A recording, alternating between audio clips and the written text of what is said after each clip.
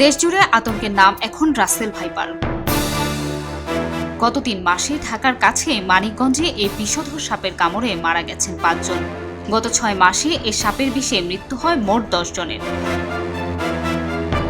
চট্টগ্রাম বিশ্ববিদ্যালয় প্রাণিবিদ্যা বিভাগের অধ্যাপক ফরিদ আহসানের এক গবেষণা রিপোর্টে বলা হয়েছে, বাংলাদেশের ৬৪টি জেলার মধ্যে ১৭টি জেলাতেই রাসেল ভাইপারের উপস্থিতি রয়েছে। উত্তর এবং উত্তর পশ্চিমাঞ্চলের জেলাগুলোতেই এ সাপের উপস্থিতি পাওয়া গেছে। বর্তমানে এই সাপটি দেশের ২৫টি জেলায় ছড়িয়ে পড়েছে ধীরে ধীরে। একটা সময় এ প্রজাতির সাপের সবচেয়ে বেশি উপস্থিতি ছিল রাজশাহী ও চাঁপাইনবাবগঞ্জ জেলায়। বর্তমানে চাঁদপুর, বরিশাল, পটুয়াখালী, মানিকগঞ্জ, ফরিদপুর, শরীয়তপুর সহ পদ্মা, মেঘনা ও যমুনার অববাহিকায় এদের দেখা মিলছে। বিশেষজ্ঞরা বলছেন, বেশিরভাগ সাপ ডিম পারলেও রাসেল ভাইপার বাচ্চা দেয়।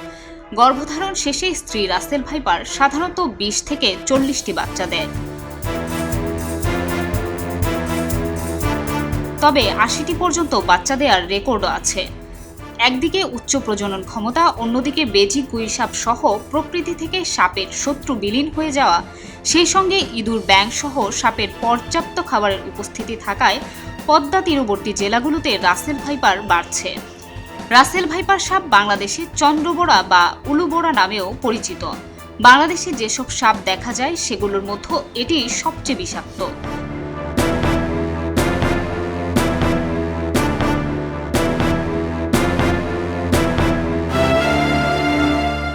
এই সাপের কামড়ে শরীরের দংশিত অংশে বিষ ছড়িয়ে অঙ্গহানি, ক্রমাগত রক্তপাত, রক্ত জমাট বাঁধা, স্নায়ু বৈকল্য, চোখ ভারী হয়ে যাওয়া, পক্ষাঘাত, কিডনি ক্ষতিসহ বিভিন্ন রকম শারীরিক উপসর্গ দেখা যেতে পারে। স্বাস্থ্য অধিদপ্তরের অতিরিক্ত মহাপরিচালক অধ্যাপক ডাক্তার আহমেদুল কবির জানিয়েছেন, অ্যান্টিভেনম উপজেলা পর্যায়ে দেয়া আছে। যেসব এলাকায় সাপের উপদ্রব বেশি সেসব এলাকায় সংরক্ষিত আছে।